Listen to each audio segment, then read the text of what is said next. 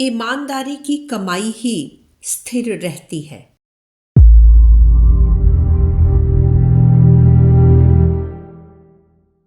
जो मनुष्य धन के विषय में अध्यात्मवेत्ताओं के दृष्टिकोण को समझ लेता है, वह उसे कभी सर्वोपरि स्थान नहीं दे सकता। इसका अर्थ यह नहीं कि वह संसार को त्याग दे अथवा निर्धनता और दरिद्रता का जीवन यापन करने लगे। हमारे कथन का आशय इतना ही है कि धन के लिए नीति और न्याय के नियमों की अवहेलना कदापि मत करो। और जहां धर्म और अधर्म, सत्य और असत्य का प्रश्न उठे, वहां हमेशा धर्म और सत्य का पक्ष ग्रहण करो, चाहे उससे धन का लाभ होता हो या हानि। धन कमाया जाए और उसका उचित उपभोग भी किया जाए, पर पूरी ईमानदारी के साथ। धन नदी के समान है। नदी सदा समुद्र की ओर अर्थात नीचे की ओर बहती है। इसी तरह धन को भी जहां आवश्यकता हो वहीं जाना चाहिए। परंतु जैसे नदी की गति बदल सकती है, वैसे ही धन की गति में भी परिवर्तन हो सकता है। कितनी ही नदियां इधर उधर बहने लगती हैं और उनके आसपास बहुत सा पानी जमा हो जाने से जहरीली हवा पैदा होती है। इन्हीं नदियों में बांध बनाकर जिधर आवश्यकता हो उधर उनका पानी ले जाने से वही पानी जमीन को उपजाऊ और आसपास की वायु को उत्तम बनाता है।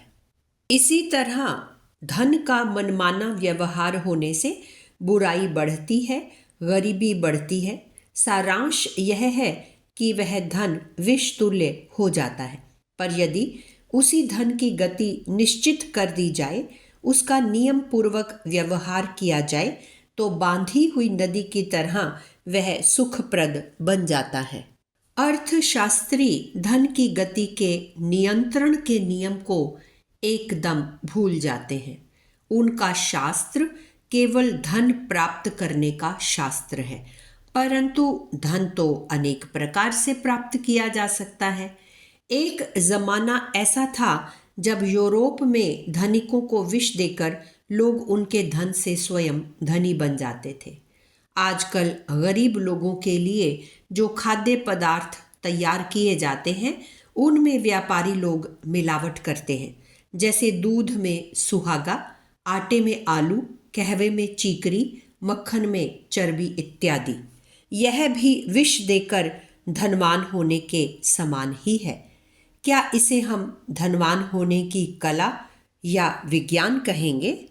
परंतु यह समझ लेना चाहिए कि अर्थशास्त्री निरी लूट से ही धनी होने की बात कहते हैं। उनकी ओर से कहना ठीक होगा कि उनका शास्त्र कानून संगत और न्याय युक्त उपायों से धनवान होने का है।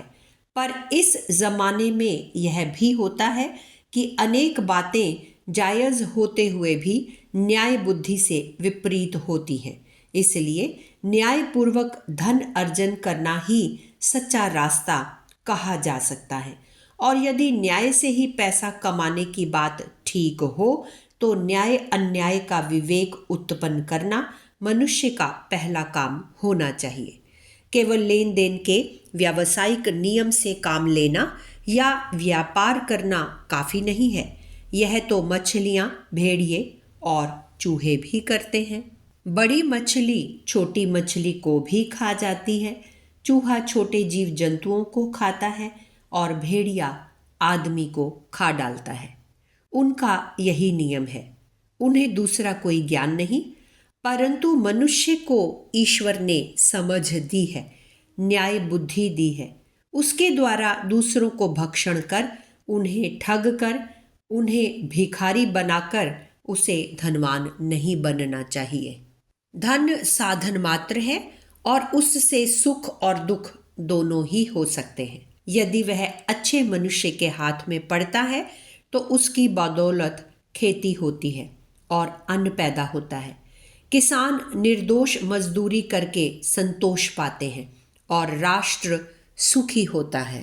खराब मनुष्य के हाथ में धन पड़ने से मान लीजिए उससे गोले बारूद बनते हैं और लोगों का सर्वनाश होता है। गोला बारूद बनाने वाला राष्ट्र और जिस पर वह इनका प्रयोग करता है वे दोनों ही हानि उठाते और दुख पाते हैं। इस तरह हम देखते हैं कि सच्चा आदमी ही धनी है। जिस राष्ट्र में नीति है वह धन संपन्न है। यह जमाना भोग विलास का नहीं। हर एक आदमी को जितनी मेहनत मजदूरी हो सके उतनी करनी चाहिए। सोना चांदी एकत्र हो जाने से कुछ राज्य मिल नहीं जाता। यह स्मरण रखना चाहिए कि पश्चिम में सुधार हुए अभी 100 ही वर्ष हुए हैं, बल्कि सच पूछिए तो कहा जाना चाहिए कि इतने ही दिनों में पश्चिम की जनता वर्ण शंकर सी होती दिखाई देने लगी है। व्यापारी का काम भी जनता के लिए जरूरी है, पर हमने मान लिया है कि उसका उद्देश्य केवल अपना घर भरना है। कानून भी इसी दृष्टि से बनाए जाते हैं कि व्यापारी झपाटे के साथ धन बटोर सके। चाल भी ऐसी पड़ गई है कि ग्राहक कम से कम दाम दे और व्यापारी जहां तक हो सके अधिक मांगे और ले। लोगों ने खुद ही व्यापार में ऐसी आदत डाली और अब उसे उसकी बेईमानी के कारण नीची निगाह से देखते हैं। इस प्रथा को बदलने की आवश्यकता है। यह कोई नियम नहीं हो गया है कि व्यापारी को अपना स्वार्थ ही साधना है, धन ही बटोरना है। इस तरह के व्यापार को हम व्यापार न कहकर चोरी कहेंगे। जिस तरह सिपाही राज्य के सुख के लिए जान दे देता है, उसी तरह व्यापारी को जनता के सुख के लिए धन गवा देना चाहिए, प्राण भी दे देना चाहिए।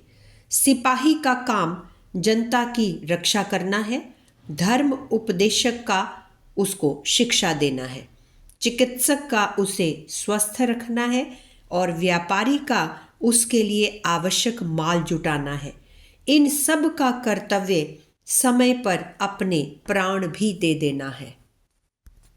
पुस्तक गायत्री मंत्र के वी अक्षर की व्याख्या, धन का सदुपयोग, लेखक पंडित श्री राम शर्मा आचार्य।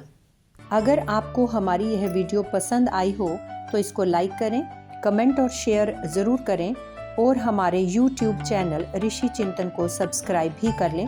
साथ ही बेल आइकन को भी दबाएं ताकि आपको आने वाली वीडियोस की नोटिफिकेशंस मिलती रहें। धन्यवाद।